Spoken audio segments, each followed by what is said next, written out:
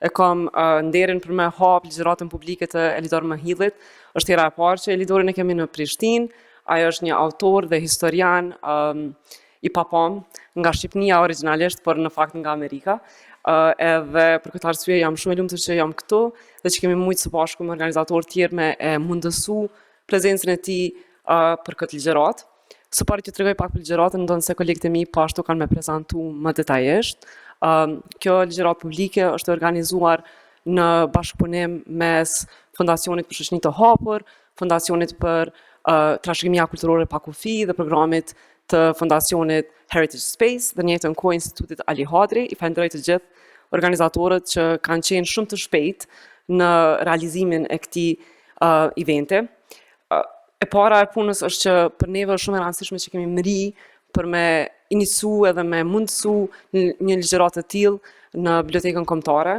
Mendoj që është pjesë e pandashme e misionit të Fondacionit të Kosovës për Shoqëni të Hapur që me i përkra akademikët që mendojnë jashtë fakultive dhe që gjithmonë na shtyn me mendu se si mund të dialogojmë me të kaluamën edhe sidomos me efemerat që mbesin të fshehura në arkiv.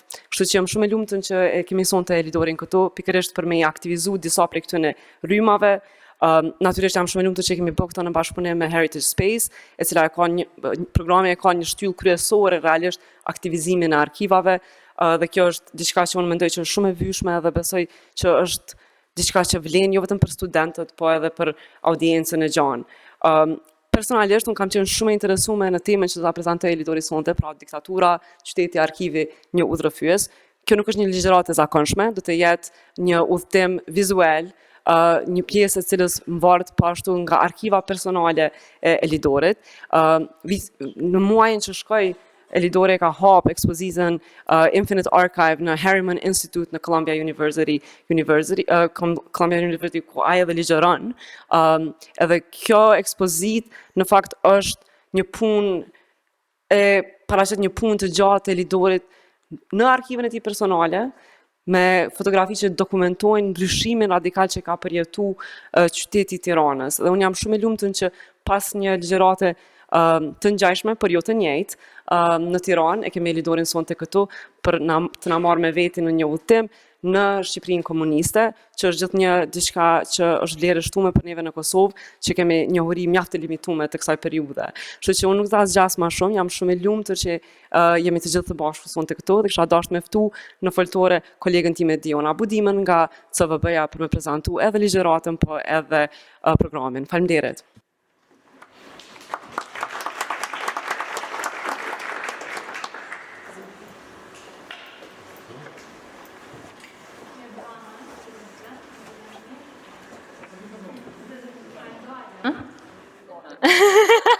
Teja të mdojnë më njerë. Mirë vrama gjithme, faleminderit shumë që keni ardhur, faleminderit Lura që hape eventin. Unë jam Diona, jam koordinatore për hulumtim edhe edukim në Heritage Space, që është një iniciativë që implementohet nga CVB Kosova. Edhe jam udhëheqëse e programit në bisedë në kuadër të së cilit jemi duke e bashkëorganizuar këtë ligjëratë me OSF-n edhe Institutin Ali Hadri. Për ata që nuk na njohin, Heritage Space synon të lidh ruajtjen e trashëgimisë kulturore me praktika bashkëkohore edhe alternative në arte, shkenca humane edhe shoqërore. Ne punojmë me bindjen që historia dhe kujtesa janë hapësira të gjalla të kuptimbërjes. Synojmë të shkojmë përtej dokumentimit statik edhe të eksplorojmë se si e kaluara është përherë duke u negociuar dhe rishpikur. Andaj edhe si që tha edhe Lura, arkivat janë pjesë qendrore e peizazhit tonë programatik. Jemi vazhdimisht duke eksploru qysh ato janë hapësira të pushtetit edhe të ideologjisë, për njëjtën kohë dhe si mundem me u përdorë si vegla për me sfidu status quo edhe diskurset hegemonike. Në bisedë është një program i ri, i kemi pas eventet tona të para në nëntor të vitit që e lam pas. edhe do ta kemi edhe një event tjetër super emocionues së shpejti, po s'po ju tregoj më shumë, kështu që mbani vesh të hapun. Ky program I bisedave publike fton një gamë të gjerë zërash, artist, shkrimtar, punëtor në kulturë, studiues të ndryshëm në arte, shkenca humane dhe shkenca sociale, për t'ju përgjigjur pyetjeve bashkëkohore në kryqëzimin mes kulturës, historisë edhe politikës.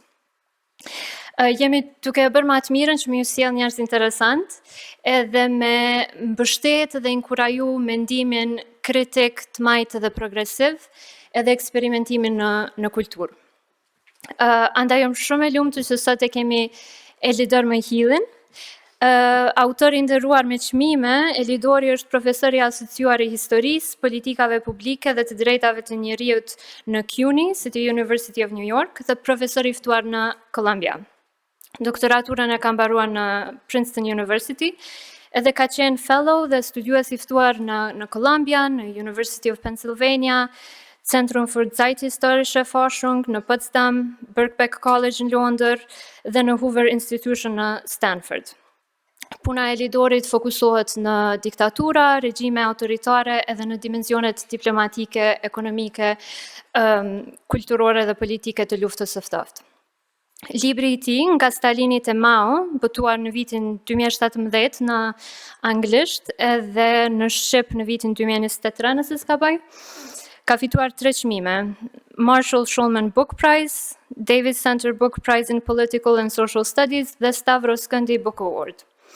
Ky është një libër që bazohet në një qasje të paprecedent në arkivat e regjimit, që kanë qenë të kufizuara më parë, por edhe në intervista, në fiksion edhe në memoare. Dhe mendoj që është një libër ku Elidori dëshmohet jo vetëm si historian fantastik, po edhe si shkrimtar shumë I talentuar. Puna e tij kohëve të fundit ka përfshirë ese mbi kineman, nëpër Euroazi, mbi historinë e arkivimit, radion si instrument të internacionalizimit dhe studime mbi Kinën e epokës së Maos përmes burimeve shqiptare.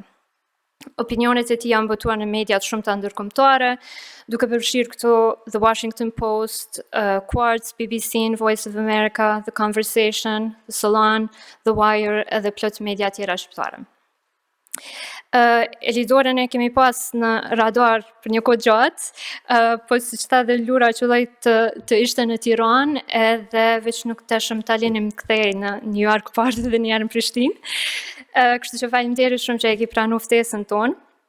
Jam po ashtu shumë e lumtur që e kemi prezente edhe Mrika Limani Myrtaj, e cila do ta moderoj diskutimin me Elidorin sot. Mrika është vetë historiane e mrekullueshme, edhe studiuese në Institutin e Historisë Ali Hodri.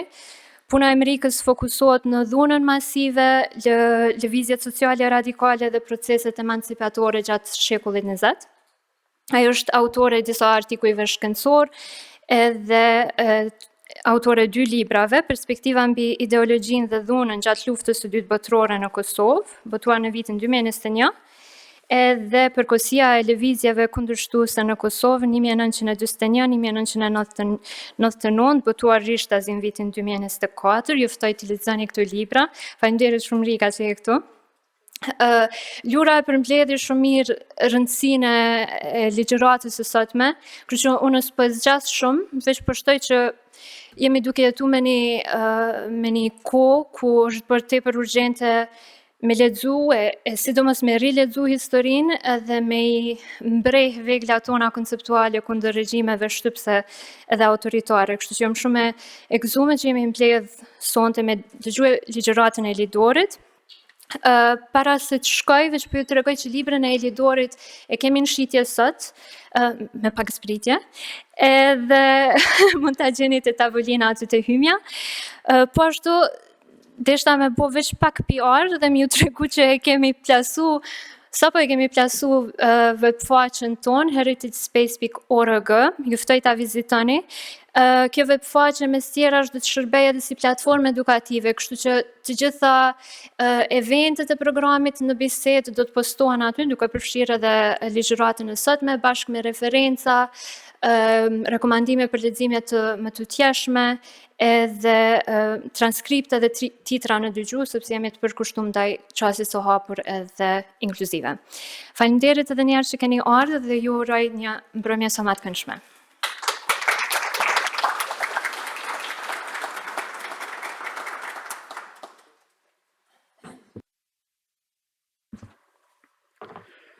Faleminderit shumë. Unë nuk e di në qoftë se e meritoj një hyrje të tillë dhe një prezantim të tillë, do mundohem të jemi denj për të. Më ka lënë pa fjalë mikpritja në Prishtinë. Falenderoj organizatorët, Heritage Space, Western Balkans, Fondacioni për Shoqëri të Hapur Ballkani Perëndimor dhe Instituti i Historisë. Ali Hadri, Lura Diona, profesoresh Limani Myrtaj, punën e të cilës unë e jap në Kolumbia, mësim prej disa vitesh. Mikpritje si kjo në Prishtinë i kam patur të rralla, edhe themet vërtet, nuk e them kështu për artificiale, edhe filloj që në kufi në Morin, kur erdhi makina aty, dhe ai zotëria tek më kërkoi pasaportën, dhe pasaporta është amerikane, po çrën si kap. Ne kishim një lidhje për te pasaportës, dhe zotëria më pyeti, me çfarë merresh? Brooklyn, tha. Me çfarë merresh atje? I thash, jam profesor i historisë, dhe tha, shkruaj edhe për ne. Dhe i thash, shkruaj, edhe për ne shkruaj. Ashtu tha, me të vërtet, po i thash, prandaj po shkoj në Prishtinë dhe u gëzua shumë.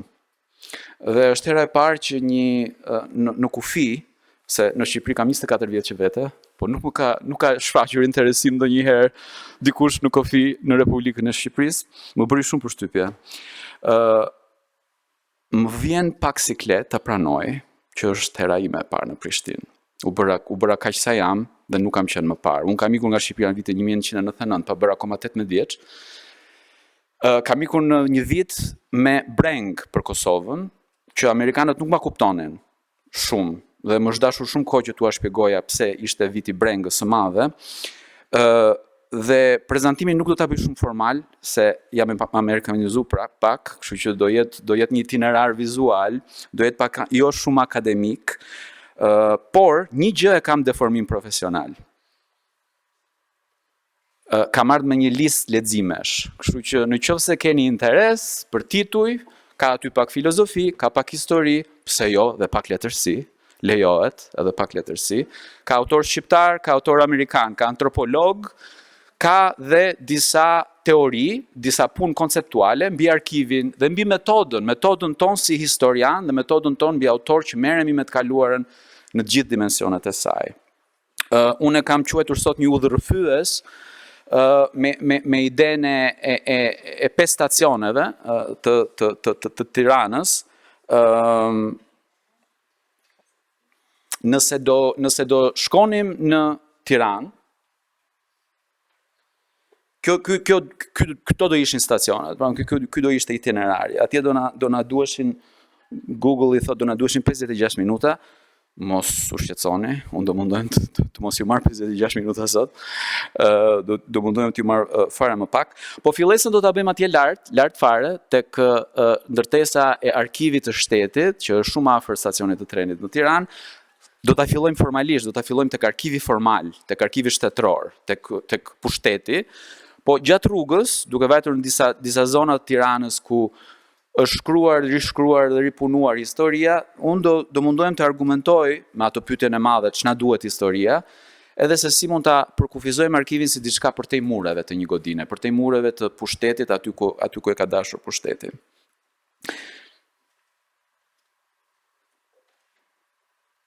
Tani, pse arkivi Burgu do vim? Kjo është ndërtesa e arkivit të shtetit në Tiranë, dhe prej shumë vitesh unë rrumtoj aty, kryesisht jam interesuar për çfarë thon dokumentat që janë atje, pra në brendësi të ndërtesës, po nuk isha ndaluar gjatë gjithë viteve, hulumtimet i kam filluar nga vitin 2008, nuk isha ndaluar të mendoja për ndërtesën vet. Dhe kam kuptuar që është ndërtesa e italianëve pas pushtimit të Shqipërisë, e ndërtuar si një komando për oficerët italianë të asaj kohe, është ndërtesë lufte. Dhe do përdorej për këtë qëllim. Pra, synimin dhe funksionin do të kishte ushtarak, milicor. Kur kam filluar të bëj hulumtimet për librin, isha interesuar të dija sekretet, le të themi, të quajmë sekretet, po i vë po i vë në thonjza sekretet, sepse dhe ajo është një kategori që duhet ta diskutojmë. Por para se të shkojmë te kategoria e sekreteve, dua që të bëj pak një zoom out nga vendi ku është ndërtesa e Arkivit të Shtetit në Tiranë. Është zona roz. Dhe godina që sapo ju tregova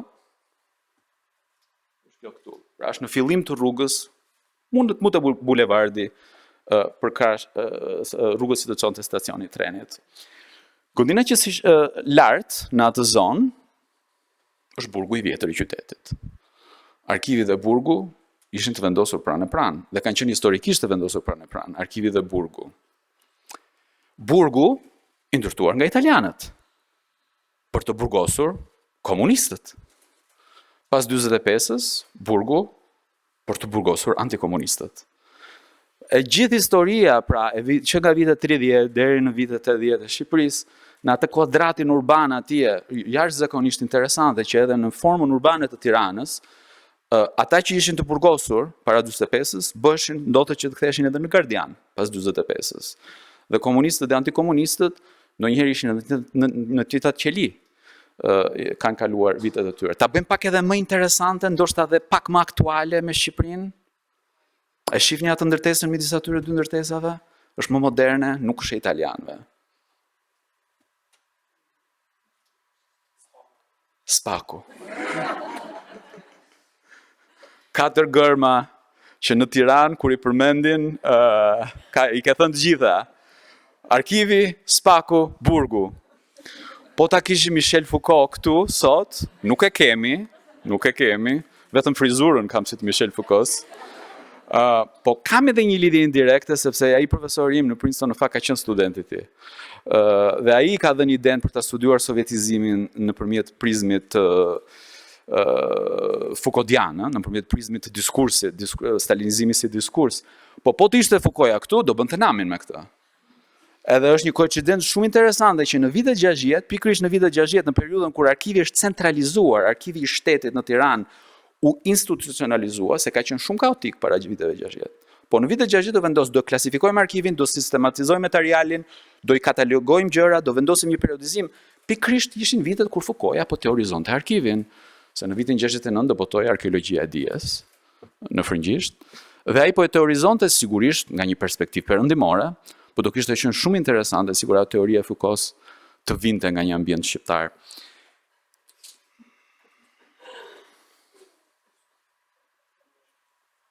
Ky është burgu, këtë foto e kam bërë të dielën dhe sapo e shkrepa, më erdhi dikush. Pse e bëre foton? Për çfarë të duhet? Dhe unë kështu e mbaj mend vajtjen në arkiv gjatë viteve, që nga viti i parë që kanë filluar, nga 2008, 2009, 2010, ka qenë një zonë frike, e sigurisë së lartë, sigurisht, por edhe një zonë ku kontakti me të shkuarën, kontakti me dokumentin, kontakti me arkivin vet, ka pasur barriera, ka pasur pengesa. Pse erdhe, çfarë kërkon, ti vendosesh me njëherë në pikpyetje me institucionin e Arkivit të Shtetit, aty ka pasur gjithmonë një roje, dhe unë e mbaj mend të murosur. Tani, nuk duket kështu sot, dhe duhet ja njoh këtë Tiranës, që më në fund e kanë hequr atë murin, po kështu ka qenë deri në 2016, na thot Google Maps, dhe unë i besoj Google Maps, e ka vënë datën atje 2016, dhe besoj kështu ka qenë deri në 2016. Pra, një vend i vendosur brenda murit, një vend i ndaluar ku ishte shumë e vështirë të hyje dhe kur hyje brenda, pra kur ju jepje një arsye pse je aty, kur e vërtetoje që duhet të ishe aty, hasje në pengesa të mëtejshme. Ky ishte një regjim paranojak. Ky ishte një regjim që i gjente armiqt vazhdimisht brenda, ndonjëherë dhe brenda, shpesh madje brenda partisë. Ishte një regjim që klasifikonte, në fakt mbi klasifikonte, çdo të them mbi klasifikimin. Sigloheshin sekret gjëra që ndoshta nuk duhet të ishin sigluar sekret. Pra, nga që kishte një frikë ekzistenciale edhe në komunikimin ndërshtetëror midis aparatit, një institucion me institucionin tjetër, për të mos bërë ndonjë gabim, siglohej çdo gjë sekret, tepër sekret, konfidenciale. Kjo ka krijuar një problem të madh historikisht për deklasifikimin. Sepse deklasifikimi ka kërkuar shumë kohë në Shqipëri dhe duhet thënë, është bërë shumë ngadalë, po ta krahasoj me vendet e tjera të lindjes. Dhe kjo ishte edhe arsye pse nëse dohet të punoje në vitin 2008 në një vend si Tirana me arkivet, nuk e bëje dot. Sepse gjërat nuk ishin deklasifikuar ende. Mbaheshin dosje sekret. Kur unë kam filluar të punoj atje, kërkoja inventarin e arkivit të Partisë Punës dhe ishte pamundur ta merrja inventarin. Inventari ishte sekret. Inventari sekret, po si mund ta dish çka ka një arkiv kur nuk e di se si është i organizuar, kur nuk ke akses tek strukturat, kuptuarit të strukturës së arkivit. Kështu që unë u detyrova 27 vjeç të bëhem me vetting. Dhe ka marrë certifikat sigurie për të punuar brenda arkivit të shtetit. Pra më është bërë një vetting për të marrë certifikatën e sigurisë në mënyrë që të punoja me materialin top sekret. Ndoshta e kam bërë vettingun para politikanëve dhe gjyqtarëve në Shqipëri, po ja që puna historike ndonjëherë të detyron ta bësh edhe këtë gjë dhe kam marrë vërtetime nga gjyqi, nga gjykata që nuk jam me dëshmi penaliteti, nuk kam bërë krime në mënyrë që të punoja. Unë sigurisht punoja për vitet e luftës së ftohtë, po ndodh që arkivi brenda ka edhe gjëra që janë duken sikur janë sekrete edhe sot në Shqipëri, edhe aty unë ndeshesha shpesh gjatë punës time edhe me një farë rezistence ndaj punës historike, sepse është punë historike me një lloj rëndese, me një lloj ngarkese.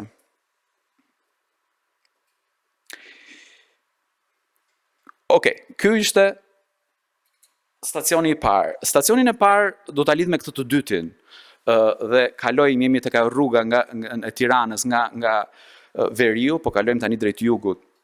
Vitet 60 thash ishin vitet e organizimit të arkivit shtetëror në Shqipëri. U klasifikuan materiale, u periodizuan dhe partia ishte shumë e kishte të nevojshme që edhe arkivin ta bënte në një pasqyrë të vetes së saj në një farë mënyrë. Po kanë qenë edhe vite dhune në një vend si Shqipëria vitet 60. Atëherë si mund t'i bëjmë të dyja këto dinamika bashkë, dinamikën e krijimit të një arkivi, ndërtimit të diçkaje dhe shkatrimit në të njëjtën kohë, paralel. Kur unë jam rritur në Tiranë, më bënte shumë përshtypje kjo struktura, kjo tyrbja. Dhe ishte si thua një lloj ishte një moment shumë i çuditshëm në Tiranë, sepse nuk është se kishim shumë gjurmë nga shekulli 19 dhe nga koha otomane në Tiranë. Ishte xhamia e Tembeut, shumë prej jush e kanë të qartë, sigurisht. Ishte edhe kjo, që ishte diku pak më në veri, e Kaplan Pashës.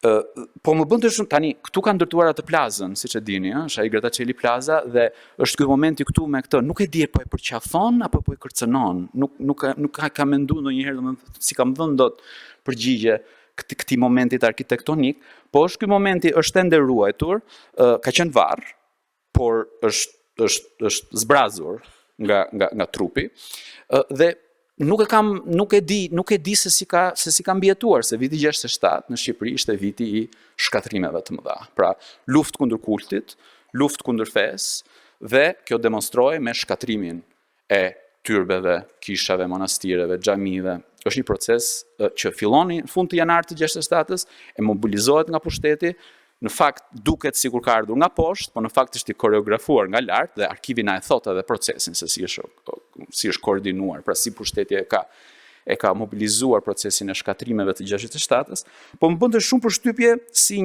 dhe ky vend dhe fëmiria në Tiranë ma dha atë shtysën që të kërkoja përgjigjet në arkiv. Nëse a mund ta përdorim arkivin për të krijuar një hartë të vendeve të shkatruara, pra të vendeve të harresës, të vendeve që kanë qenë aty dhe ose janë tjetërsuar, ose janë zhdukur, ose nuk i gjen dot më në aspektin fizik të gjërave.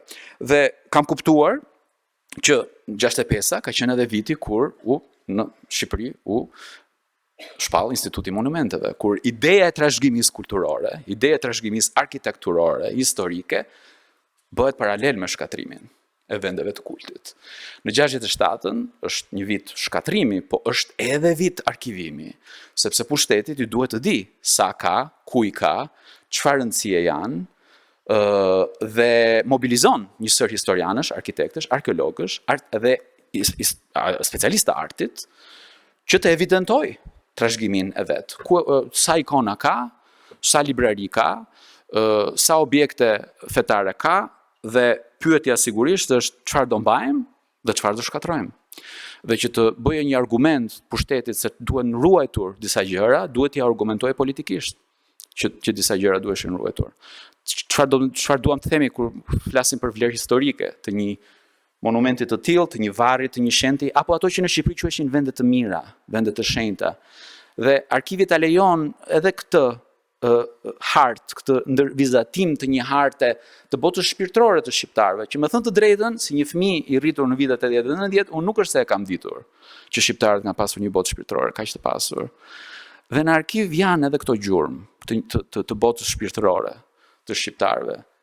Herë pagane, herë një sinkretizëm, pra gjëra që komunitetet edhe i ndërvepronin me njëra tjetrën, merrnin edhe për njëri tjetrit. Herë dhe kjo vale e shkatrimit të 67-ës ka edhe momente shumë interesante dhe shumë të bukura që po ta dish të lexosh arkivin i gjen edhe atje. Se krijohet ndonjëherë përshtypja në Shqipëri sikur nuk ka pasur rezistencë, po ka pasur rezistencë. Dhe rezistenca ndonjëherë nuk ka nevojë të jetë e dhunshme, overt, mund të jetë rezistencë taktike, sporadike, ndoshta edhe e qetë. Kjo është teoria e Scottit, që ai është ekspert i rezistencave, i formave të rezistencave nga poshtë, dhe ndonjëherë për shembull kur ka një tërmet shumë afër Gjirokastrës, besimtarët aty thoshin ky është Zoti që po dënon Enver Hoxhën për këto që po bën. Kur shkatronin një varr të një shenjti dhe varri dilte bosh, dilte pyetja ç'u bë me shenjtin. Dhe njerëzit thoshin shenjti ka ikur në Vietnam, sepse në Vietnam ka shumë nevojë për njerëzit që shenjti t'i ndihmojë, t'u vinë ndihmë. Kur vajtën në fshatrat e Tiranës një ekip dhe i detyruan imami do ik, xhamia do mbyllet, do kthehet në vatër kulture etj.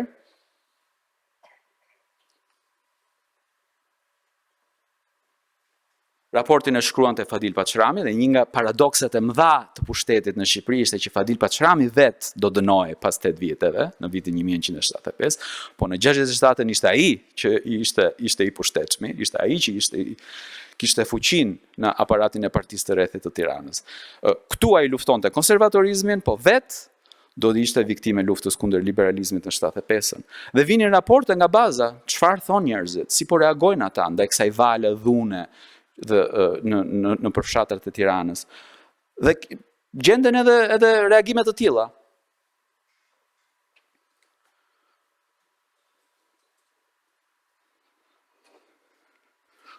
Mos u thoni fëmijëve që s'ka Zot, se po na thanë fëmijët në shtëpi që s'ka Zot, ne do t'i rrajmë.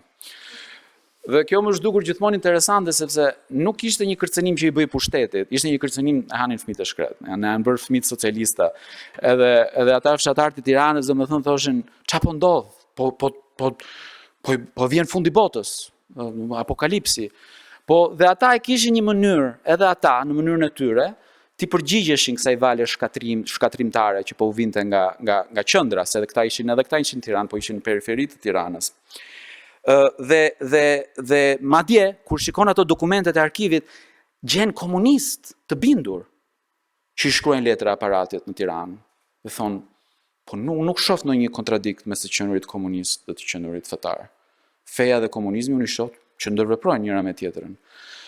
Dhe ka një komunikim shumë interesant në brenda të arkivi, ku dalin edhe dimensionet të tilla nga poshtë lart, komunikime që i shkojnë Tiranës, pavarësisht se ndonjëherë na shkruaj ide sikur Tirana vetëm çonte urdhra dhe urdhrat vetëm aplikoheshin. Në fakt është një dinamik shumë interesante që na mëson arkivi. Okej.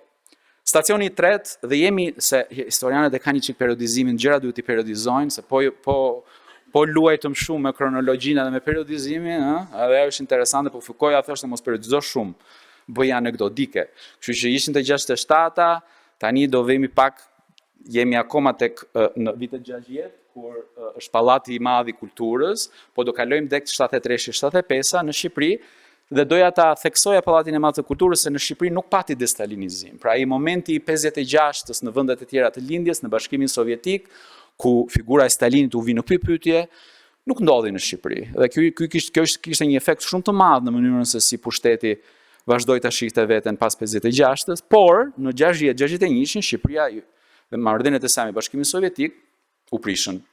Tani, unë në libër kam një kapitull për prishjen e marrëdhënieve, kështu që këtu nuk do zgjatem për efekt kohe, por ishte një prishje dramatike, sepse Bashkimi Sovjetik kishte qenë modeli industrializimit, modeli modernizimit, model edhe gjuhësor, gjuha ruse ishte shpërndar shumë, pra njerëzit në një farë mënyrë shqiptarë të zakonshëm e shihnin veten e tyre të projektuar në një civilizim si ai sovjetik. Dhe gjën kishte atje edhe republika, jo dhe aq të zhvilluara se Republika Ruse për shembull, edhe me mazhorancë muslimane, dhe ky paralel ekzistonte, pra ishte analogji në qarkullim në Shqipëri në vitet 50.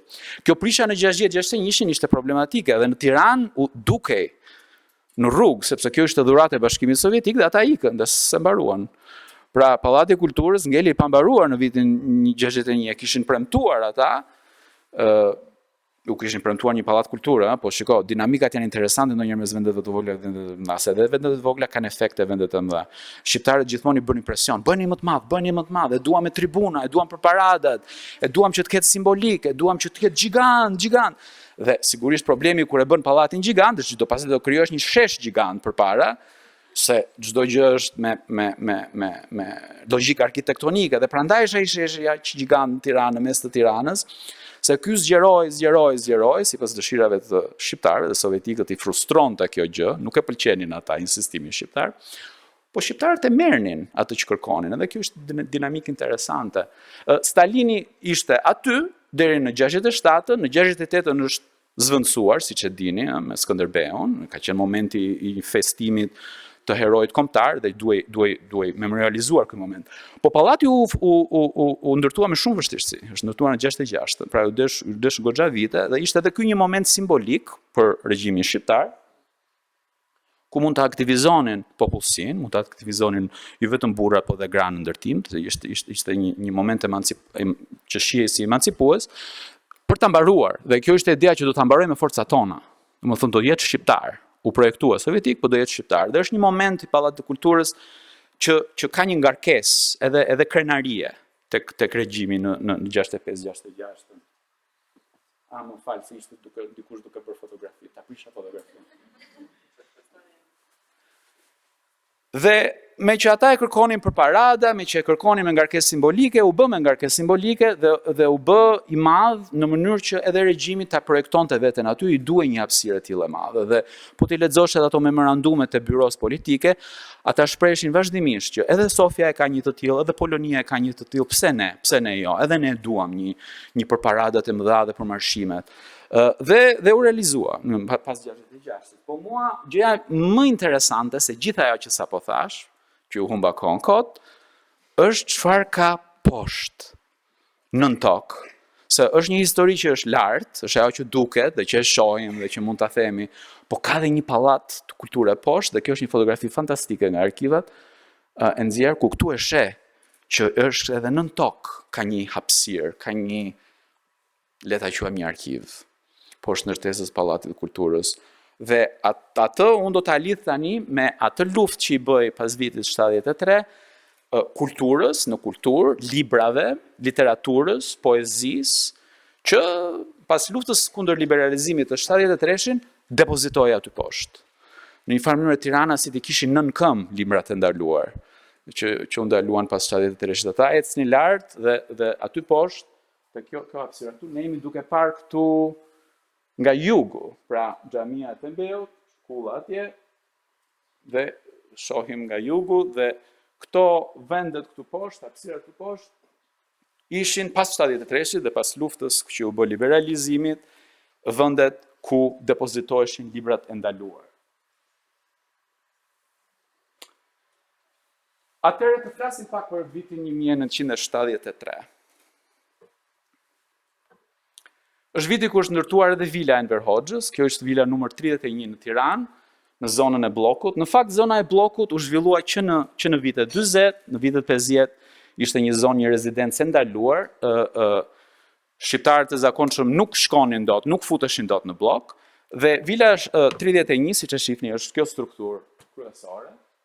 Është një shtesë. Pra, në fillim të viteve 70, familja Enver Hoxhës u zmadhua. Fëmijët e tij filluan të martoheshin dhe duhej një hapësirë e madhe. Pra u ndërtua një shtesë, u ndërtua një hapësirë për familjen në zmadhim të Enver Hoxhës, por ishte gjithmonë me gardian, me roje, e ndaluar, dhe arsyeja pse unë po e sjell Vilën 33 si pjesë të këtij prezantimi është se pikërisht në vitin 78 kur është ndërtuar, është edhe momenti kur i shpallet luftë liberalizimit. Pra, liberalizimit në arte, liberalizimit në... Ndërkohë që ndërtohej një vilë moderne, ai shpallte luftë arkitekturës moderne, modernizmit në arkitekturë. Gjithë kjo punë është bërë në sekret, është bërë me kode, ka qenë shumë e vështirë ta evidentosh. Sot është e hapur për publikun, është e hapur në Tiranë, në sajtet të Fondacionit Art Explora, që është përfshirë dhe ka kthyer në transformuar në një rezidencë artistësh. Dhe ishte shumë prekse momenti i hapjes së vilës, sepse vinin me mira shqiptar, me mira banor të Tiranës, të cilët nuk e kishin pasur kurrë mundësinë të futeshin brenda. Dhe ky moment i 73-shit, dënimi i literaturës së huaj, dënimi i muzikës, dënimi i këtyre dimensioneve që ai quante modernizim dhe liberalizim, ishte në një farë mënyre simbolika, ishte që Art Explora vendosi që këtë ta mbushte me art, me eksperimentim, me artist. Dhe ky ishte një moment në perëndim, thoshin, në 73-shin janë bërë porosi për Proustin, për Sartrin, për Sagonin, për Kafkën, për Solzhenitsyn, vepra të artit dekadent, poezi moderniste. Dhe kjo luftë që u bë nga Enver Hoxha, shpesh merrte dimensione edhe ndonjëherë që ne mund na duken të çuditshme. Për shembull, disiplinoi veshja, disiplinoi mënyra se si të huaj që vinin në Shqipëri, që në rastiste që ishin edhe diplomat, visheshin në mënyrë ekstravagante. Misione diplomatike për fajësitë e huaja, tregtare, të akredituara në Republikën e Shqipërisë, vishen në mënyrë, mbajnë favorite, mbajnë flokë të gjata, mbajnë në përgjithësi, bëjnë gjeste dhe veprime të pahishme në rrugë, parqe lokale të ndryshme publike, kanë rënë në sy të opinionit tonë shoqëror, prandaj të marrin masat e nevojshme në këtë drejtim, sepse këto janë veprime që bien në kundërshtim me etikën e normat e moralit tonë socialist. Pra, jemi në periudhën kur brenda zyra Enver Hoxhës merrte, zhvilloi, zmadhoi një librari e tij me veprat e ndaluara të literaturës botërore, ndërkohë që jashtë dënoheshin veshjet, literatura, po edhe sjelljet të cilat konsideroheshin liberale dhe moderne. Të flasim pak edhe për librat e Enver Hoxhës.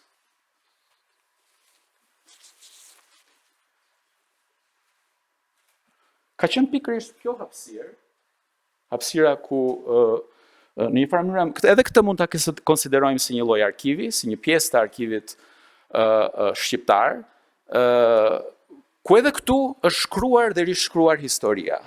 Edhe këtu jemi në dimensione të punëve, librave që në Shqipëri janë botuar si memuare, si ditare, si histori, por që në fakt ka pasur një proces redaktimi.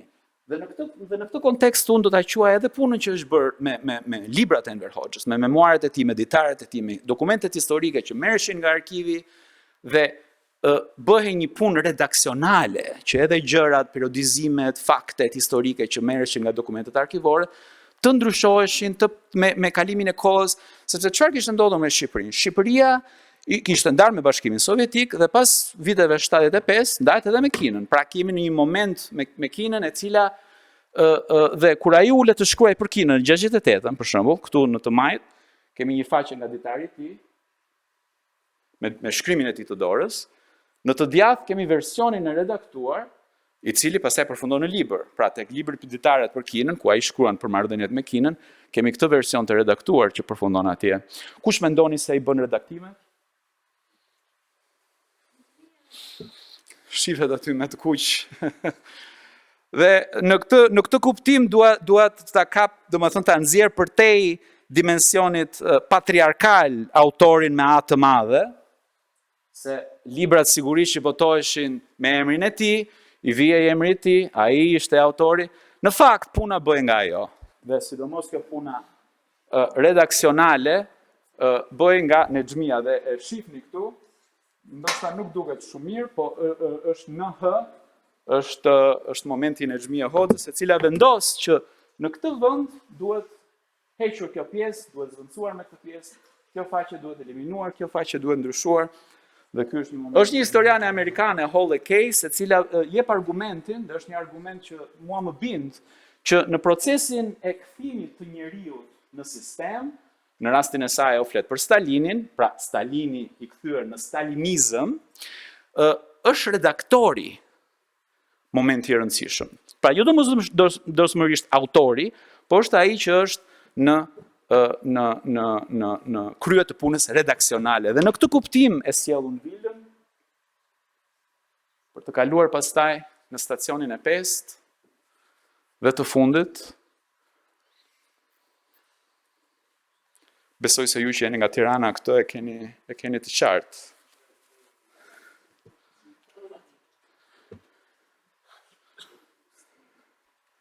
Po shkrimin e lexoni? Thot Rolf George Bushi. Rolf George Bushi është e 93-shit dhe është një moment tani, unë në 99-ën kam vajtur në Texas për herë të parë dhe në Texas ishte shumë e lehtë t'u shpjegoje Rolf George Bushi, e pranonin ata. Nuk në New York në 2025 është shumë e vështirë ti bësh ta pranojnë Rolf George Bushi, studentët amerikanë. Sot ky është seniori sigurisht, se pastaj kur vajta atje ishte juniori Bushi. Po sot është goxha e vështirë domethënë t'u japësh ta kontekstualizosh një moment të tillë, ta kontekstualizosh një shprehje të tillë në monumentin e Enver Hoxhës. Ky ishte në qendër të Tiranës, ishte një Enver Hoxhë i madh, pas vdekjes, i memorializuar edhe te piramida në formë muzeumi, po ky ishte i memorializuar si shtatore e madhe në mes të Tiranës. Dhe gjithmonë më ka ngacmuar fakti që në Tiranë u mbajt kështu. Pra, ata shqiptarët të Tiranësit e kishin rrëzuar militar, por nuk e hoqën pjedestalin. Pjedestali ngeli dhe pjedestali plaçkitej me kalimin e kohës, dhe ato shenjat aty, shenjat e Enverit, e këmbëve, një lloj analogjie me Budapestin e 56-s, ku kishin ngelur kur hoqën Stalin, kishin ngelur shenjat e shtatores së Stalinit në Budapest.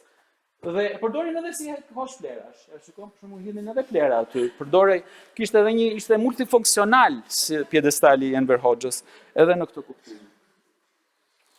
Ndërsa këtë foton e kam nga arkivi im dhe e kam bërë në 2007-ën dhe ka qenë domethënë ky është vendi. Fotoja që sapo ju tregova. Kjo është duke parë nga jugu, xhamia, Kulla e Sahatit, kjo shikon nga lindja dhe duket Pallati i Kulturës, duket Kulla e Sahatit, duket edhe xhamia. Dhe është është një vend që vetëm rënoi, me kalimin e kohës rënoi, plaçkitej, merreshin, domethënë, por nuk dinin, ndoshta edhe nuk dihej se si ta mbushnin këtë vend. Ishte një zbrastir, ishte një vend i zbrazët i historisë dhe gjithmonë më është dukur si një lloj analogjie prekse. Kjo ideja e një vendi që refuzon të mbushet. Është një moment ku përballemi me historinë, po në mungesë të saj. Pra, më duket se arkivi del një problem kritik edhe në qytet, prandaj unë edhe shoh si të lidhur arkivin me diktaturën, po edhe me qytetin, me hapësirat e qytetit, disa mbushen, disa zvendësohen, disa zhduken, disa refuzojnë të transformohen, dhe këtu duhet ta mbyll me pyetjen e vazhdueshme që bëjmë në çdo klasë, në çdo seminar të historisë, që duam historinë, për çfarë na hyn në punë, sidomos kur vizionin e kemi për të ardhmen, duam të shikojmë tek e ardhmja. Në Shqipëri sigurisht syt janë të drejtuar te Bashkimit Evropian. Unë e fillova me Foucault, me Francën, me Metropolin, po dua ta mbyll me Haitin. Sepse në historinë e Europës dhe në historinë e zhvillimit dhe të trashëgimisë së revolucionit francez, ishte një revolucion tjetër që kishte ndodhur paralel me revolucionin francez, po që mbeti në hije historiografike. Nuk e merrte ky, nuk ishte ky në qendër të vëmendjes dhe në qendër të argumentave dhe të teorive që zhvilloheshin. Ishte revolucioni francez, po ishte edhe revolucioni i Haitit, dhe është pikërisht ky autor, antropolog, Trouillot, i cili ka bërë një libër të jashtëzakonshëm, Silencing the Past, ku e shpjegon procesin se si revolucioni i Haitit në një farë mënyre duhet bërë qendror. Pra duhet vendosur në qendër të analizës historike edhe Haiti, sepse çfarë po ndodhte në Francë, kishte edhe dimensionin e vet paralel në Haiti. Më pëlqen shumë ideja e Trujos, që nuk është çështje vetëm empirizmi, po kujdes, nuk është se hedh në kosht të plerave empirizmin. Edhe këtu dua dhe të insistoj. Ka një funksion, ka një rol të empirizmit, por thot, empirical exactitude alone is not enough.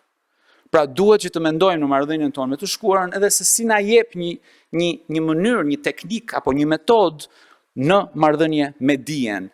Jo thjesht empirizëm për hir të empirizmit, por një raport, një marrëdhënie me dijen. Faleminderit shumë.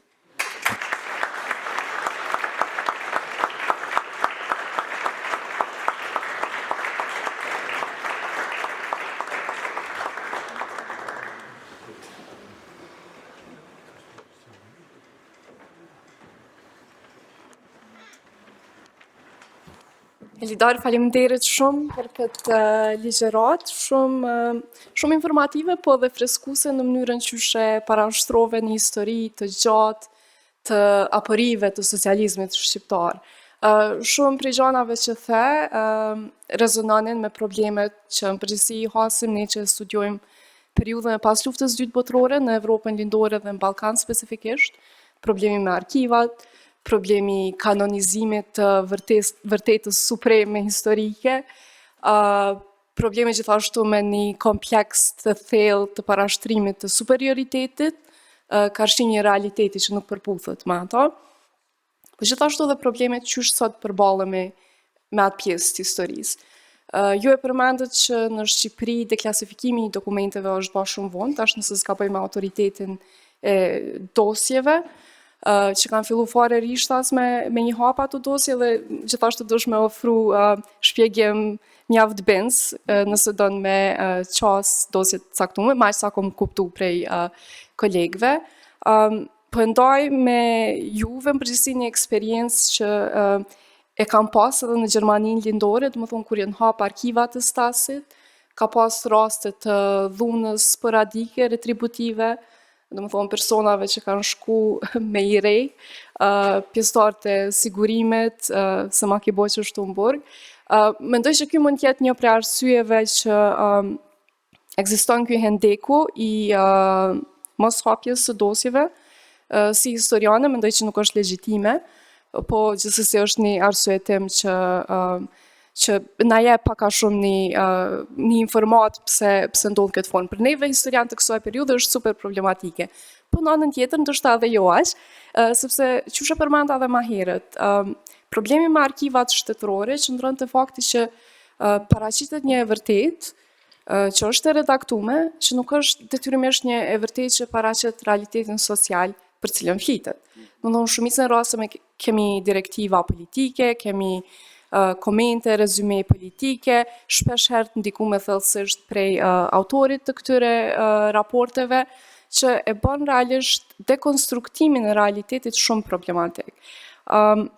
Për mos me bo në ekspoze të asaj çka ju thatë, po du me dalë shpejt nëse ma lejon audienca të një pyetje, ndoshta pse moderatorja, që lidhet specifikisht me fushën time të ngushtë studimet. Librin e juaj e kom lexuar në anglisht, edhe e kom citu, kogja shpesh, edhe shpesh herë flisni për punën e gjinizuar, dhe mendoj që ky është një aspekt shumë i rëndësishëm që e shqelloni në librin e juaj. Gjithashtu fletni edhe për hierarkinë e punës së gjinizuar, domethënë që burrat e kanë konsideruar punën në tokë, në fushat e pambukut nëse s'ka bëj si punë të grave, kështu me radhë. Prej krejt hulumtiveve të juja, qoftë në arkiva, qoftë prej bisedave me personat që kanë përjetuar atko, a keni has ndonjëherë në ndonjë naracion ose kujtim që e kish shpjegu ato që ka na sot e artikulojmë si riprodhimi social, do më thonë për barën e dy fish të grave që kanë pas gjatë socializmit, do më thonë një emancipim i sforcuar, po njëjtën kohë një stagnim i roleve gjinore. A ka qenë kjo një breng që është trajtuar atëherë, ose që është reflektuar të paktën më vonë, apo thjesht ka qenë çështu duhet me qenë, çështu janë udhëzimet edhe na duhet me punu dy fish më shumë. Sepse pak po e zgjas, po ndërlidhin ngusht me studimin që jam të e bo për gratë shqiptare në Kosovë, në pjesën e hershme të socializmit jugoslav. Do më thonë, ne kemi problematikën e njëjtë, heqja e perqës, mësimi i lexim shkrimit, sepse në numër i madh të ne kanë qenë iliterate. Do më thonë, ky proces që është inisu, si që thatë edhe jo, prej pjesës sepërmes, ka qenë proces që kanë fillu prej shtresave të poshtme, edhe që në dokumente, në shtyp, do më thonë, në format zyrtare të informimit, është paraqit si progres shumë i madh. Por realisht në asnjë moment nuk kemi shpjegime detajshme, për shembull qysh për gratë asaj periudhe ka qenë super traumatike heqja e Ferexhës, do më thonë ka qenë një traditë shumë e gjatë edhe papritmas për një ditë thonë, ok, tash dush mi heq perqën edhe dush me dalë në shesh qytetit për mu proklamu si gruaj emancipume. Do më thonë gjitha këto kundërthanje që ekzistojnë në realitetin historik. A keni gjetë në një moment ku prekën këto? Qoftë prej kontekstit kur ka ndodhë, ose qoftë edhe pak më vonë. Faleminderit për komentin edhe komenti për arkivin është shumë e vënd në kontekstin e përmend arkivi autoritetit, do më thënë autoriteti ka në mbikëqyrje dokumentat e sigurimit të shtetit, pra këto janë dokumentat e policisë sekrete dhe sigurisht që ato kanë një rezonancë dhe një ngarkesë shumë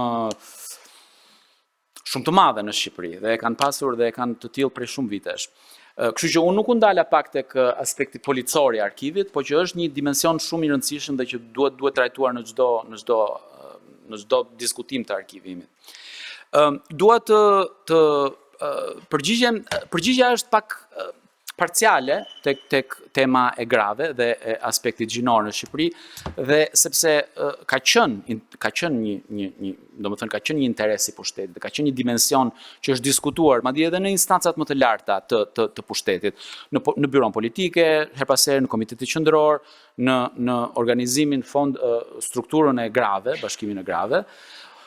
Por gjithmonë, do më thënë, unë i kam gjetur gjurmët më tepër në vende ku ndoshta nuk i presim ndonjëherë, se në ambiente të tilla dhe në institucione të tilla ne presim vendimarrjen. Dhe aty do më thënë e presim që të diskutohet dhe të merren vendime.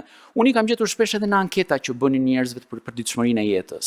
Anketa që ju bënin tyre për banesat, jeni të kënaqur me banesat tuaja, ku jetoni, apo jeni të pakënaqur me to. Dhe në pakënaqësitë që radhisnin, kishte shumë gra që shpreshin më lirshëm aty sesa në organizatën e partisë apo në organizatën e gruas.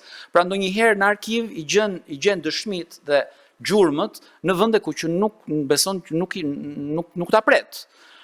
Dhe kjo më ka habitur gjatë punës hulumtuese. Nuk është se i kam, me thënë të drejtën, nuk e kam se po e studioj thellë, kështu që këto janë gjurmë që i kam gjetur gjatë studimeve të mëparshme, por më ka bërë përshtypje ky fakt që ai ishte një sistem që krijonte hapësira, po ndonjëherë ato hapësira krijoheshin në vende ku ti si studius, sidomos si një gjenerat e re që nuk e ke jetuar, të surprizojnë edhe ty, të habisin edhe ty se ku kanalizonin edhe frustrimet njerëzit në jetën e tyre, dhe i kanalizonin shpesh në hapësira edhe informale. Kështu që kjo kaq mund t'i përgjigjem, po është një pyetje me shumë rëndësi. Në historiografinë shqiptare duhet thënë gruaja është një dimension që është bërë punë shumë e mirë, po është një dimension që pret ende shumë punë. Fshati, sidomos, unë gjithmonë kam menduar që kemi një historiografi që e mban qytetin pak me hatër, po ndërkohë ekonomia shqiptare ka qenë një ekonomi rurale, jeta shqiptare ka qenë një jetë shqiptare, fshati nuk duhet neglizhuar, dhe ka shumë punë për të bërë. Më ka mbetur peng tek libri që nuk i kam dhënë dot hapësira aq sa do të kisha dashur, dhe më kanë bërë dhe kritikë dhe kanë pasur të drejtë. Okej, faleminderit shumë. Kam edhe pyetje tjera, po ndoshta do të ishte shumë korrekte prej meje t'ja japim mundësinë një herë audiencës të parashtrojnë pyetje, komente. Vetëm ju lutem prezantohuni edhe nëse keni ndonjë afiliacion me ndonjë institucion caktuar. Po urdhno randi i 4, nëse s'ka bëj.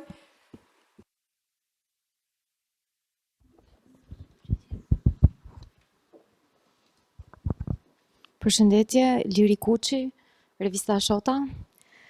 Elidor, faleminderit shumë për prezantimin, për punën edhe për udhëtimin historik që mundet të bëje sot. Do doja të ndërlidhesha me pyetjen e Mrikës në vitin 2022, në fillim të 2023-shit, akoma në arkivat e Tiranës, të duhet t'i ngrohësh duart në katin e dytë, në këto makineritë e shqyrtimit të dosjeve filmike.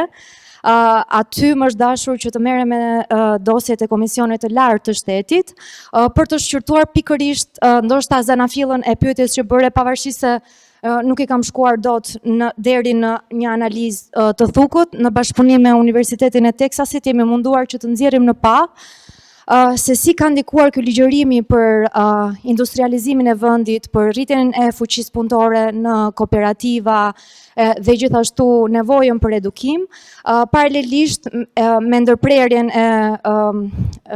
e fejesave dhe martesave të vendosura paraprakisht dhe me shtrimin e ligjërimit për emancipimin e grave. Dhe këto të dhëna gjenden pikërisht në planifikimin e lartë të shtetit sa i përket nevojës për fuqi punëtore në nivele të ndryshme të industrializimit të vendit. Pra, emancipimi nuk ka ardhur i planifikuar paraprakisht për shkak se ishte nevojshme që do vinte nëpërmjet edukimit e në një formë më organike, por gruaja duke u ngarkuar dy fish me barrën e punëve që i kërkonin jashtë shtëpisë përderisa brenda ngelej bara po njësoj, pra puna e papaguar. Elidor, ndër të tjera, e përmendej që arkivin mund ta konsiderojmë si një hartë të vendeve të harresës, dhe akoma deri në vitin 2022-2023 të duhet të kaloje nëpër një skaner që ishte goxha i sikletshëm. Mua më ndodhi që të shkoja si studiuese ato vite, ndërkohë që biseda ishte bërë nga profesorët të Universitetit të Teksasit për këtë lloj hulumtimi, dhe thanë që atmosfera shumë i kpritse, dosjet tashmë janë deklasifikuar dhe do jetë një punë, le të themi, e rrjedhshme, mirë po nuk ndodhi ashtu, sepse ti si studiuese do ta shpjegosh cili është afilacioni yt me këtë universitete të tjera me radhë, dhe rrugës ndodhi që unë nuk kisha të drejtë të merresha me dosje si të tilla, dhe këto lloj dosjesh mu desh që ti, duke bërë shoqëri rrugës me njerëz që punonin aty, të mund t'i gjeje nëpër këto materialet filmike. Pyetja ime është, si ka mundësi, domethënë, që kjo lloj reminiscence së shkuarës vjen në një realitet ku proklamohet që marrëdhënia duhet ndërtuar me të shkuar në një formë që është pak më e shëndetshme, kritike e të tjera me radhë. Mirë po ajo na vjen në ditët bashkohore, ndoshta me të njëjtin brutalitet siç është përjetuar dikur. Faleminderit shumë. Elidor, do të më përgjigjesh apo ti marrim edhe disa pyetje tjera? Ti përgjigjem kësaj se kjo ishte pak e komplikuar. Liri, nuk po ma bën të lehtë. Se është pyetje, është gati si pyetje ekzistenciale. Si ka mundësi.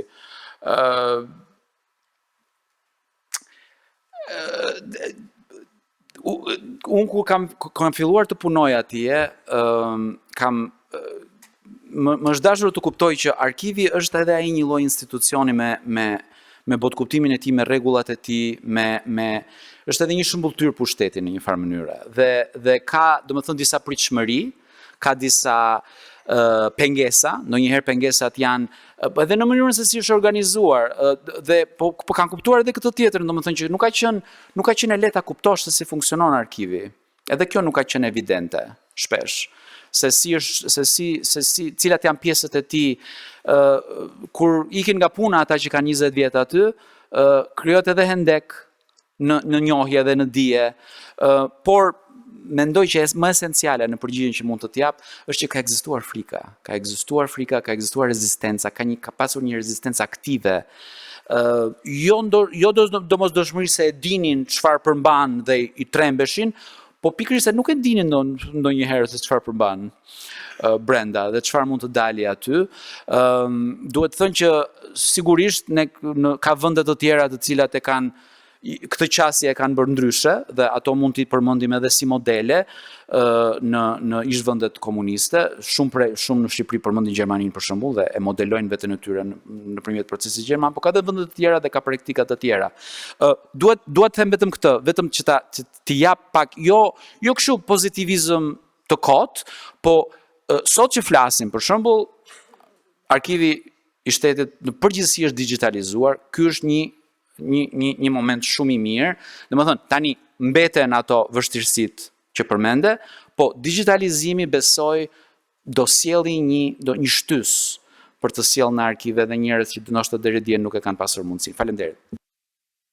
Faleminderit shumë Elidor. Pyetje tjera ose komente?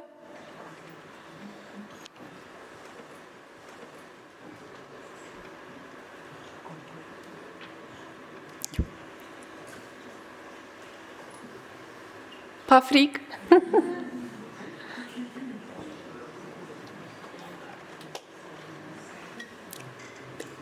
Ili?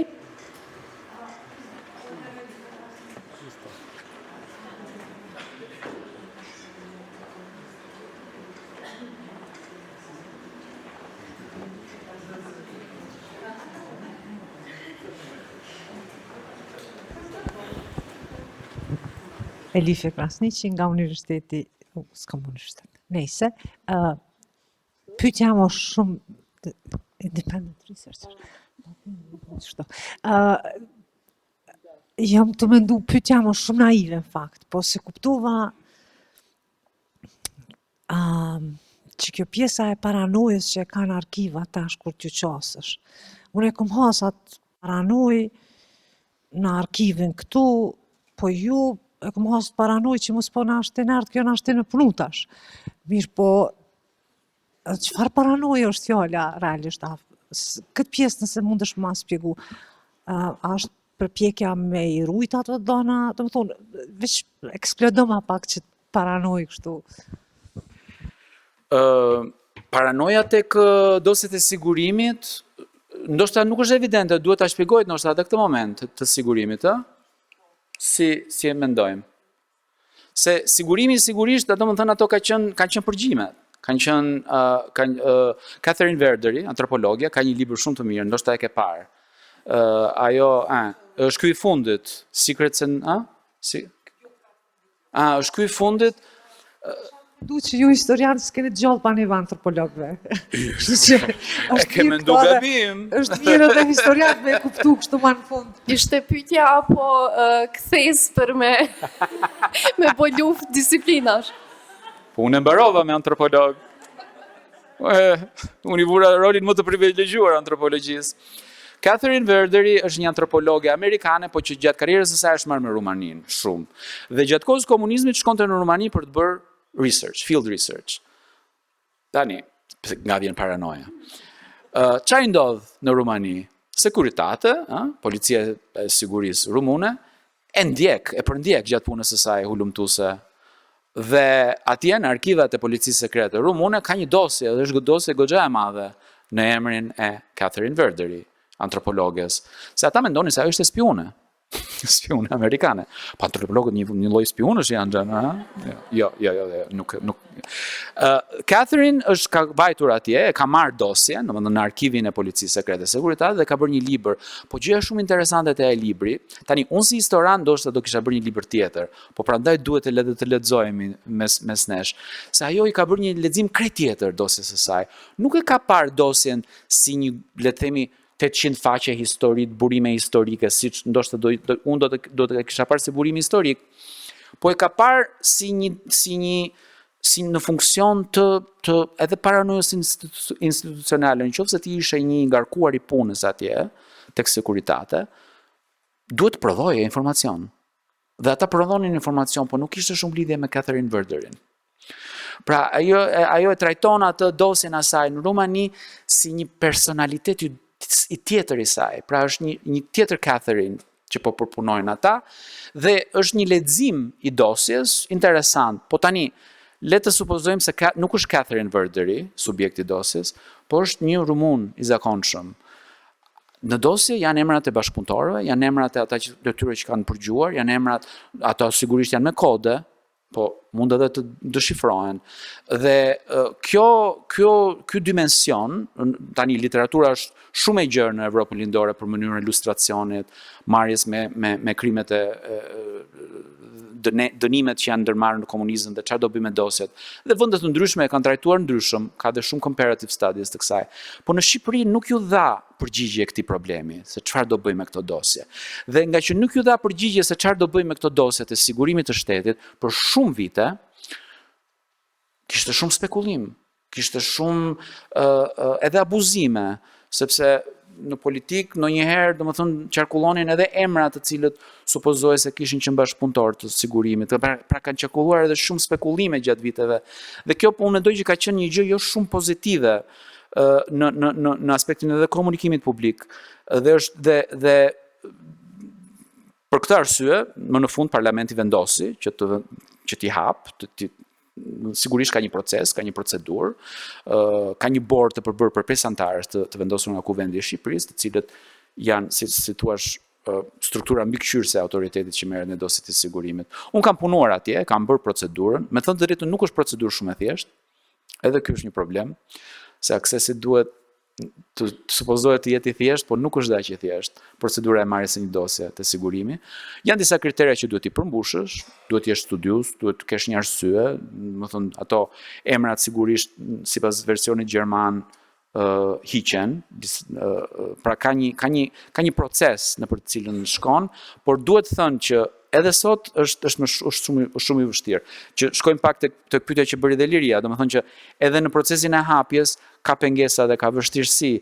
Tani, kjo ishte vetëm me sigurimin për të shpjeguar ndoshta pak atë paranojën, ose paranoj, ndoshta fjala paranoj, po një lloj hezitimi, një lloj hezitimi i mbushur edhe me frikë që unë kam hasur tek arkivi, ka qenë edhe sepse shumë prej emrave që dalin në dosje janë ende në qarkullim. Pra, ne nuk po flasim për 100 vjet më parë, po flasim për një histori kontemporane të ditëve tona, dhe mua për shembull më thoshin, po për çfarë duhet ky material? Do bësh ndonjë artikull në gazetë, do thënë, dhe duhet i bindja që e kam thjesht për një bukë në anglisht, në një libër në anglisht, nuk ka për ta lexuar njëri, mos u merakosni.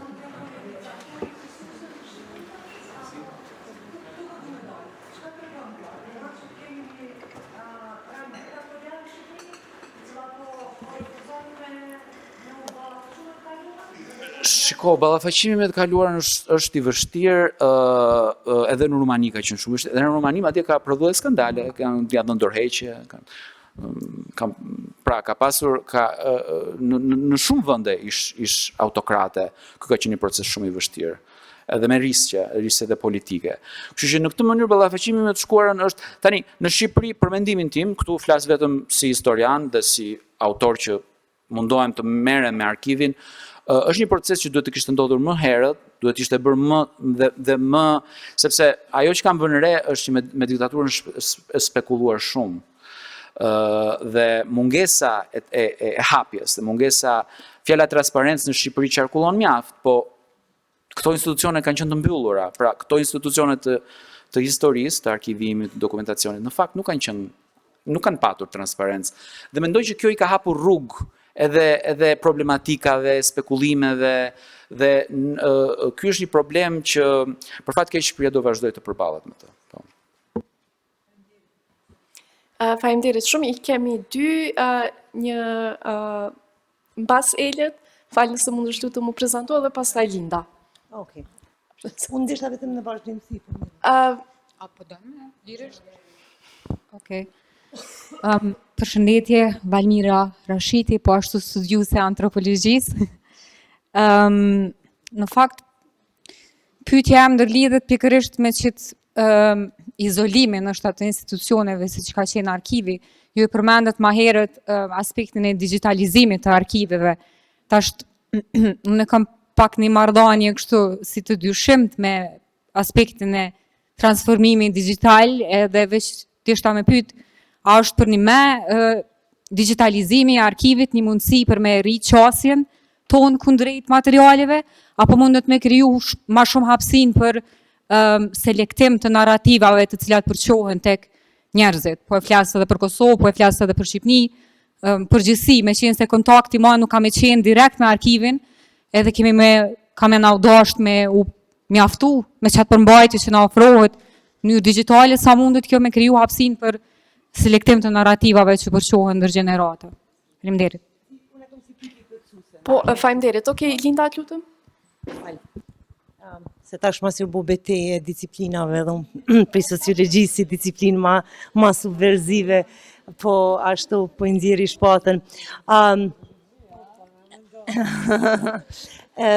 Se për mua shumë e rëndësishme ju e theksut në ligjerat, arkiva duhet me ditë më u lexu. Ndoshta me u ndërlidh me këtë idenë se si lexohen arkivat, nga kush dhe si interpretohet, me ndërlidh me diskutimin që u bë më herët, ideja e interpretimit dhe rileximit të arkivave, kush e sheh, kush e interpreton dhe kush e ka qatë pushtetin po ashtu interpretues të arkivave, ndoshta nëse bën me elaboru më shumë. Faleminderit. Shumë faleminderit dhe në fakt unë pyetjet i shikoj të që ndërveprojnë, sepse pyetja e parë ishte, domethënë, a mos ndoshta do krijojnë keqkuptime dhe digitalizimi që bëhet shumë masiv, në një farë mënyrë nuk ta lejon ta shikosh arkivin nga brenda.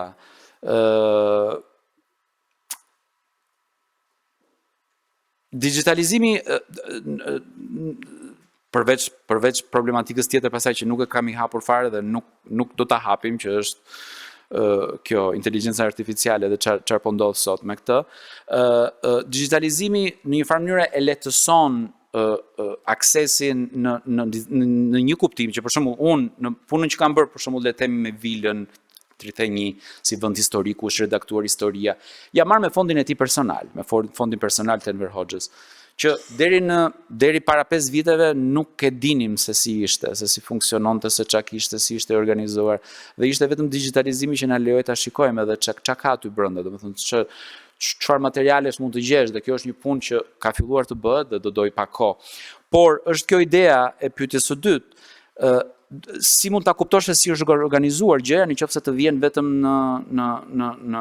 në kontakt të parë. Duhet mbajtur parasysh, unë gjithmonë me studentët duhet t'u shpjegoj domethënë se si ka funksionuar një parti shtet, një sistem binar.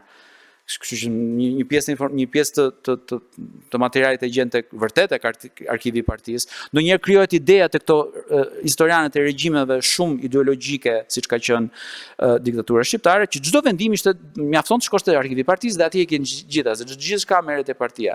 Kësaj nuk jam dakord me këtë. Pra, dhe gjithmonë i kam mëshuar asaj që duhet shkojmë tek arkivat lokale, duhet shkojmë tek arkivi i shtetit, duhet kuptojmë se si funksiononte shteti. Ndonjëherë edhe arkivat periferike janë jashtëzakonisht rëndësishme. Ne kemi sot një fushë të tërë që është studimi i kinës komuniste, e cila bazohet kryesisht në arkiva periferike, lokale, se ata nuk kanë akses tek arkivat qendrore. Pra, edhe kjo është një dimension interesant, nuk e di, nuk e kam përgjigjen, sepse po në qasjen time që kam bërë me digitalizimin, kam ca shqetësime për mënyrën se si do t'i qasemi, sepse shumë e mundur ta marrësh atë dokumentin, e merr shpejt, të vjen për 2 javë të shtëpia, por nuk e kontekst. Dhe gazetat ndonjëherë duan edhe skup, duan edhe i vjelin ato njoftimet nga arkivi, po i dekontekstualizojnë, dhe kjo në Shqipëri duhet të thënë ka ndodhur shumë gjatë viteve. I marrin, kanë ato rubrika dosier, çdo gazetë ka ato rubrikën dosier, merr një dokument, futet aty, nxirre, deklarata të forta, sekrete, bum, po pa kontekst, pa e ditur se si funksionon të informacioni ato kohë, pa e ditur edhe interesat që ndonjëherë ishin në ndërveprim, po në anën tjetër të perdes, pra ishin interesat, dhe ky dekontekstualizimi e shoh problem dhe është shumë e ngjarë që me digitalizimin të shkojnë bashkë në një farë mënyrë.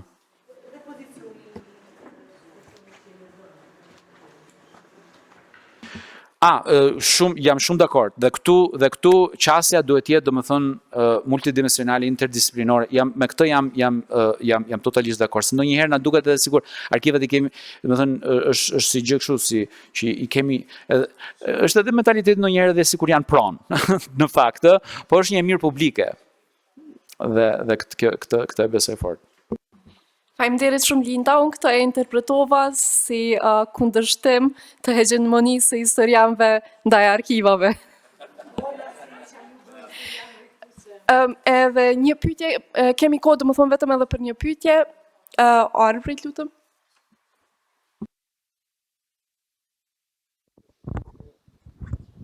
Përshëndetje, unë jam Arbër Saliu nga Ministria e Arsimit, Divizioni i Plan Programeve, Kurikulave. Ju e përmendet edhe u përqendruat kryesisht në atë që ju keni hulumtuar për deklasifikimin e dokumenteve në pjesën lindore, faktikisht në regjimet diktatoriale. Jemi dëshmitarë që kohëve të fundit edhe vendet perëndimore, kryesisht Shtetet e Bashkuara, kanë filluar deklasifikimin e dokumenteve. Nëse kthehemi te ajo paranoja, si trajtohet, si bëhet kjo deklasifikimi në Amerikë dhe ju jetoni veproni? Edhe një pyetje tjetër që lidhet pak a shumë me këtë pyetjen që është aty, që duam historinë, edhe si mendoni ju në Shqipëri, me ata kolegë që jemi në kontakt vazhdimisht, janë në proces të ndryshimit kurikulës për arsimin parauniversitar, edhe ata dojnë me fut në kurikul trajtimin e këtyre dokumenteve të klasifikuara, përdorimin e tyre. A keni fare ide si mund të bëhet kjo në mënyrë më të mirë të mundshme? Po faleminderit për pyetjen. Në fakt është një pyetje që më ngacmon në një vend që më dhem këto ditë, sepse institucioni i qendrës Wilson në Washington është një think tank prej shumë vitesh që ka bërë një punë shumë të mirë gjatë viteve për deklasifikimin dhe pikërisht të kësaj periudhe dhe të këtij materiali, domethënë të materialit që ka qenë sekret, që ka qenë klasifikuar, të vendeve diktatoriale, jo domosdoshmërisht të gjitha të komunizmit, po vende që kanë probleme me deklasifikimin, ka qenë një think tank shumë i mirë, jo partizan, duhet thënë, pra as me ata, as me këta, por administrata aktuale amerikane vendosi, si me shumë institucione të tjera, ta eliminoj. Unë kam mëse një dekad bashkëpunim me qendrën Wilson në Washington dhe me ta kemi bërë shumë punë edhe në deklasifikimin e dokumenteve shqiptare. Sepse kanë qenë ata ndër të parët që vinin, se shiko, është edhe kjo dinamika, duhet ta pranojmë. Unë do flas kështu hapur sot. Në Shqipëri duhet vinë ndonjëherë në një Amerikan që të bëhet ndonjë gjë. Dhe ishin Wilson Center që erdhën, vajtën te arkivi i shtetit dhe i bën pak presion. I thanë, do i hapni ju këto arkivat? Do filloni deklasifikimin? Çfarë prisni? Se ka shumë interes për Shqipërinë, por nuk e njohim. Është një vend tabula rasa për ne.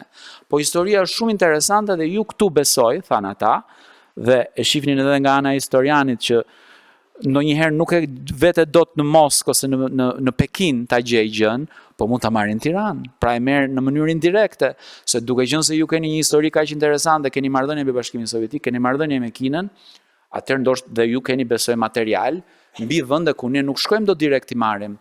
Dhe erdhi pak ky Wilson Center, erdhi pak presion nga Shtetet e Bashkuara dhe lëvizi situata edhe tek arkivi në Tiranë.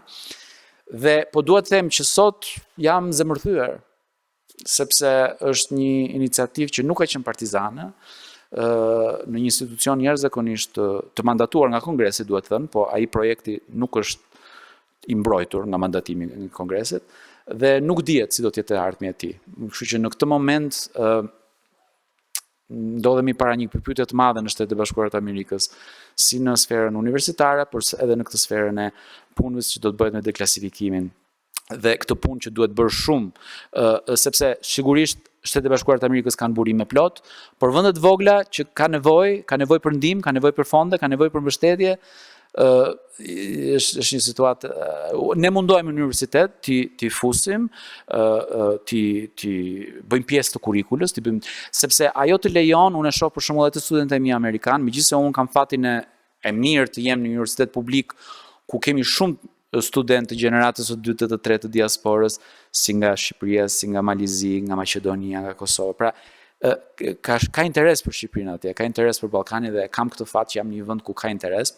Gjithsesi, për Amerikanin mesatar, është një rajon që duhet thënë fillon nga zero njohja dhe këto materialet e bëjnë më të qëndësishëm.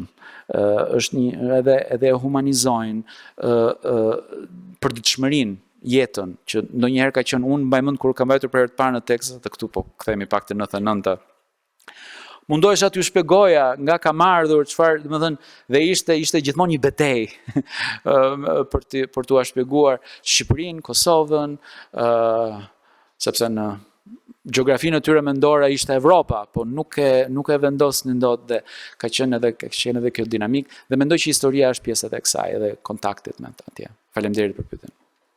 Faleminderit shumë Elidor për ligjëratën dhe bisedën dhe shpresoj që ligjëratën e ardhshme në Kosovë ta mbash pikërisht kundër egzoticizimit të historisë së shqiptarëve.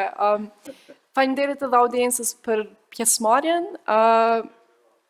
Jeni të ftuar për një koktejl rasti dhe po ashtu librin e Elidorit mund ta bleni në tavolinë aty sipër. Faleminderit shumë.